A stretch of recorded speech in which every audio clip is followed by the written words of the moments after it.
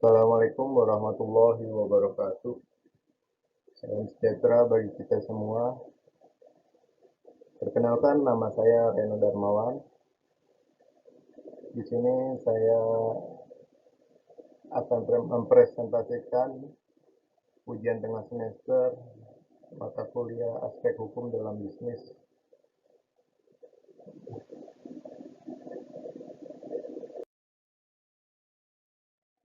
Tema yang saya ambil adalah hukum perbankan.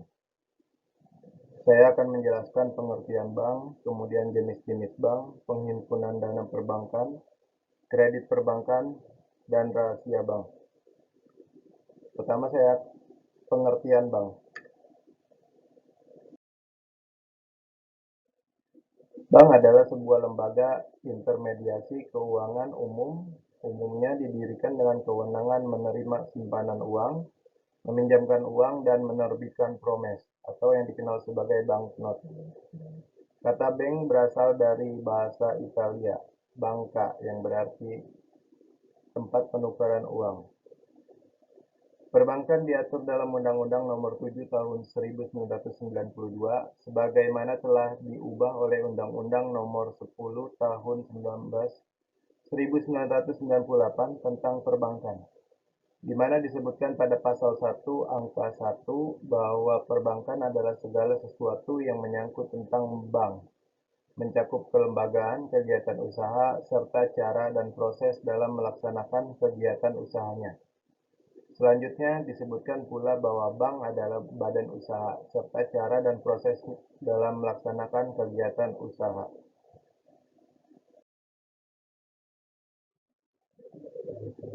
Aspek utama bank ada 3. Pertama, kelembagaan bank, kegiatan usaha bank, proses dan pelaksanaan.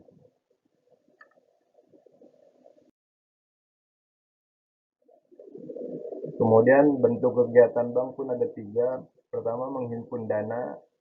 Kedua, menyalurkan dana. 3, memberikan jasa keuangan. Jenis-jenis bank. Dilihat dari fungsinya, bank dibedakan atas Bank Indonesia, bank umum, dan bank perkreditan rakyat.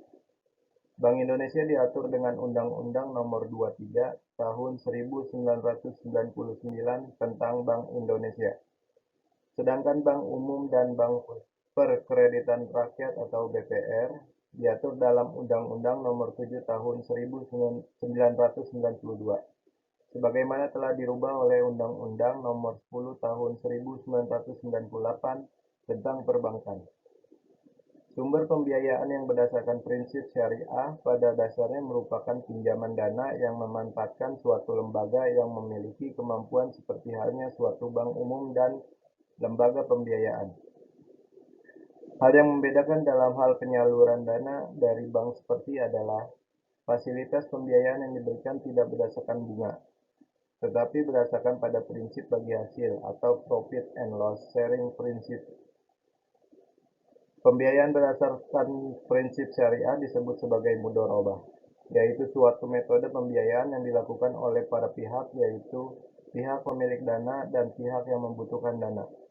Berdasarkan kepercayaan sebagai unsur yang terpenting dalam hal ini, kepercayaan merupakan unsur terpenting karena pemilik dana tidak diperbolehkan ikut campur dalam pengelolaan usaha yang dibiayainya. Kemudian penghimpunan dana perbankan. Salah satu jenis usaha perbankan adalah menghimpun dana dalam bentuk simpanan. Pengertian penghimpunan dana atau fundraising adalah kegiatan usaha mencari dan mengumpulkan dana dari masyarakat luas dengan menggunakan strategi tertentu, sehingga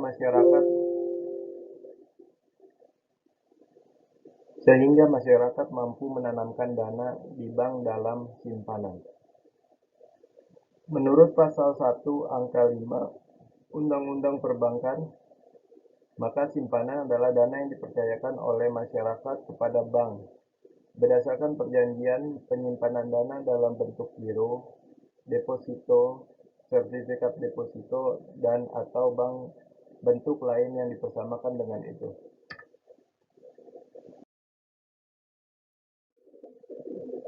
Adapun macam-macam perjanjian penyimpanan dana pada bank. 1. Giro atau demand deposit.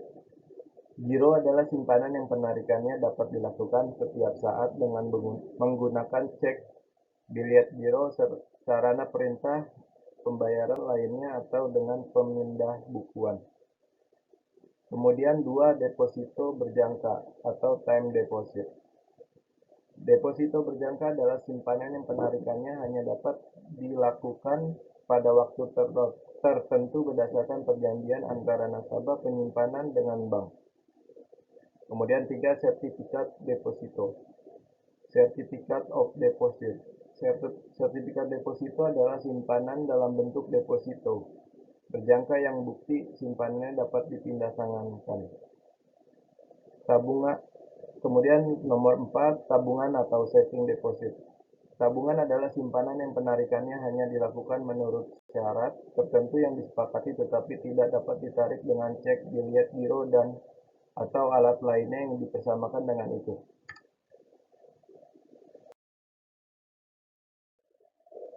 Kemudian kredit perbankan. Sumber pembiayaan melalui kredit perbankan atau pinjaman bank. Loan merupakan salah satu sumber dana yang sangat populer dalam kegiatan usahanya. Pinjaman tersebut dapat berupa pinjaman yang berasal dari satu bank ataupun dari beberapa bank, yang disebut dengan kredit sindikasi, syndicated loan. Selain berpegang pada ketentuan perundang-undangan, pemberian kredit perbankan pada umumnya juga berpedoman pada 2 prinsip yang sangat penting, yaitu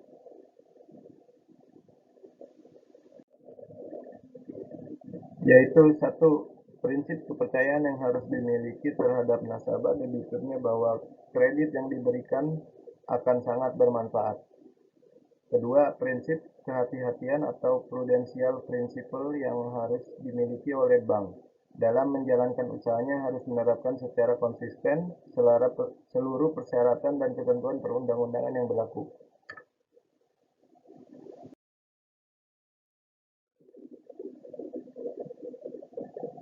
Kemudian ada macam-macam klasifikasi kredit perbankan. Yang pertama, kegunaan dari kredit.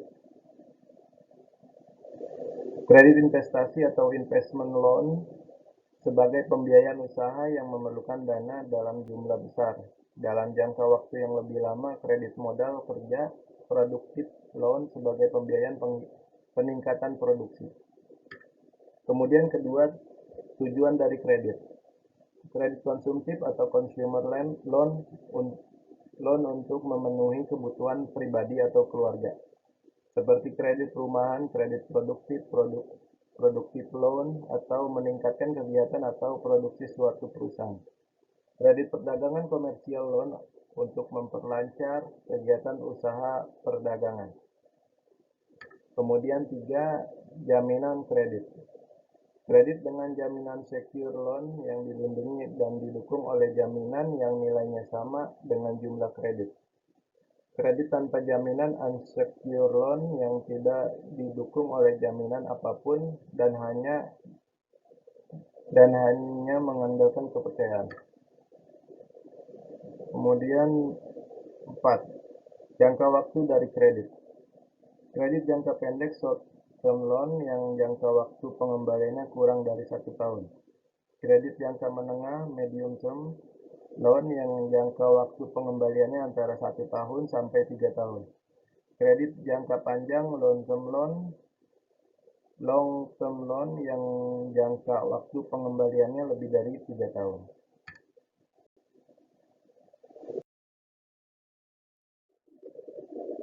Adapun tahap-tahap yang harus dijalankan oleh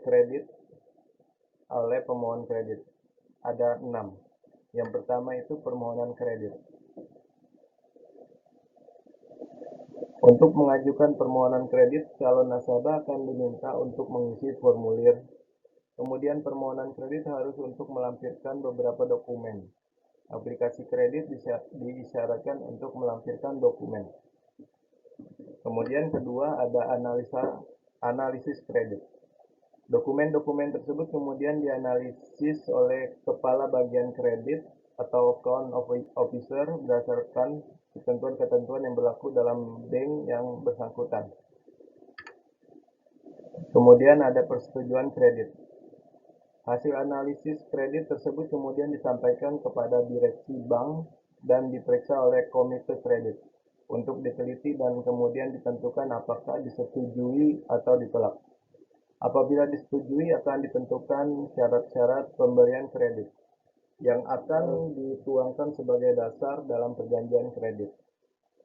Kemudian keempat ada pencairan dana. Permohonan pencairan kredit yang didukung oleh dokumen yang diperlukan dan besarnya kredit sesuai dengan yang ada dalam perjanjian kredit. Maka pencairan kredit itu dapat dilakukan dalam bentuk tunai, kemudian dikirimkan ke rekening nasabah melalui transfer ataupun juga dikirimkan ke rekening perusahaan yang berhubungan langsung dengan permohonan kredit. Kemudian kelima, pengawasan kredit. Mengingat banyak terjadi kredit macet akibat kelalaian bank dalam melakukan pengawasan, maka pengawasan kredit dapat dilakukan dengan menggunakan administrasi kredit yang memadai komputerisasi.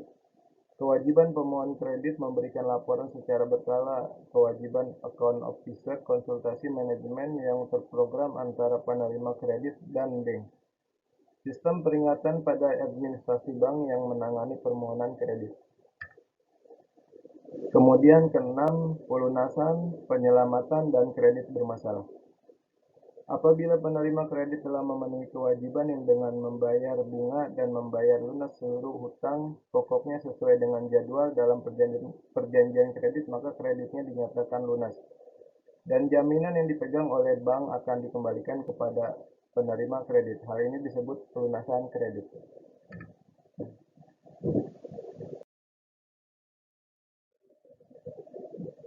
Adapun di sini ada kredit bermasalah atau non-performing loan dan cara penyelamatan kredit. Kita akan bahas kredit bermasalah atau non-performing loan.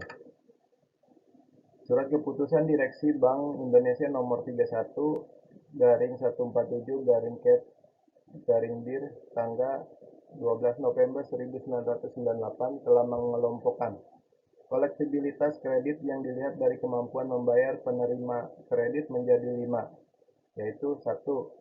Kredit lancar atau fast, yaitu pembayaran tepat waktu.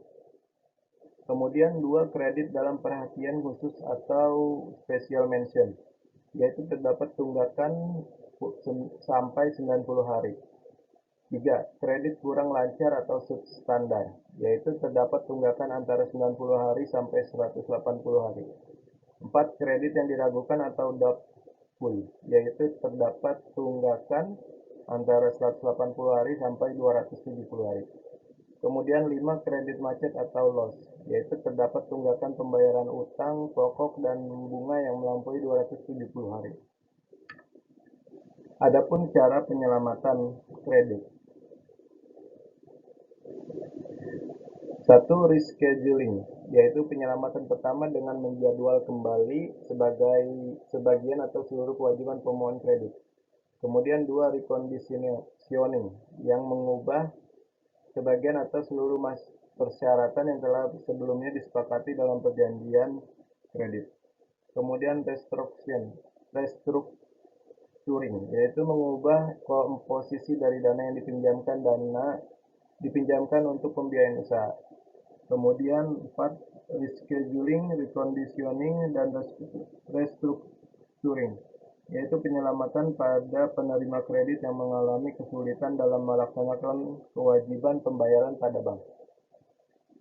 Execution, yaitu merupakan tindakan terakhir apabila tindakan lain tidak ada yang berhasil dan bank dapat menyerahkan pengurusan kredit tersebut kepada urusan piutang negara sesuai dengan Undang-Undang Nomor 49 PP Tahun 1960 tentang Panitia Urusan Piutang Negara atau menyerahkan perkara tersebut ke pengadilan negeri.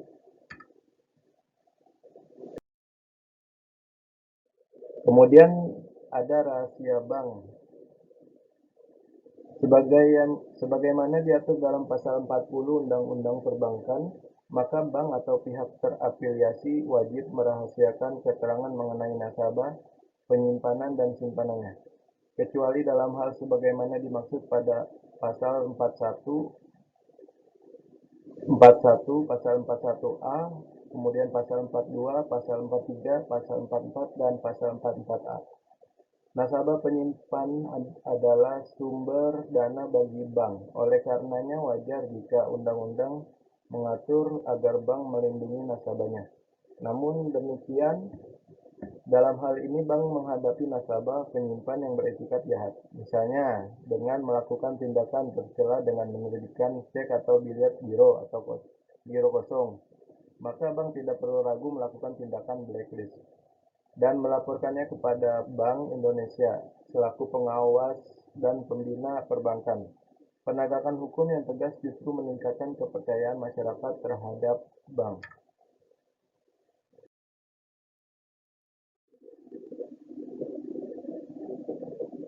Pengecualian rahasia bank itu ada 6. Yang pertama, 1. Untuk kepentingan perpajakan, tertera pada pasal 41 ayat 1 Undang-Undang Perbankan. Kemudian nomor 2, untuk kepentingan penyelesaian piutang bank, tertera pada pasal 41A Undang-Undang Perbankan. Kemudian ketiga, untuk kepentingan peradilan pidana, pasal 42 Undang-Undang Perbankan. Kemudian nomor 4, untuk kepentingan perkara perdata, tertera pada pasal 43 Undang-Undang Perbankan. Kemudian nomor 5, untuk tukar-menukar informasi antar bank, pasal 44 Undang-Undang Perbankan. Kemudian nomor 6, pemberian keterangan atas persetujuan nasabah, pasal 44A Undang-Undang Perbankan.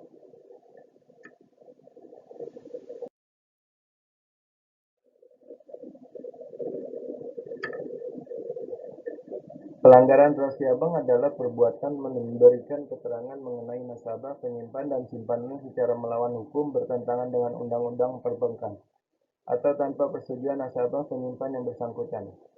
Pelanggaran rahasia bank dapat dilakukan karena paksaan pihak ketiga atau karena kesengajaan anggota dewan komisaris, direksi, pegawai bank, atau pihak terafiliasi lainnya. Demikian presentasi aspek dalam hukum dengan tema hukum perbankan. Mohon maaf apabila ada kesalahan dalam penulisan dan pengejaan dan ucapan. Saya akhiri. Assalamualaikum warahmatullahi wabarakatuh.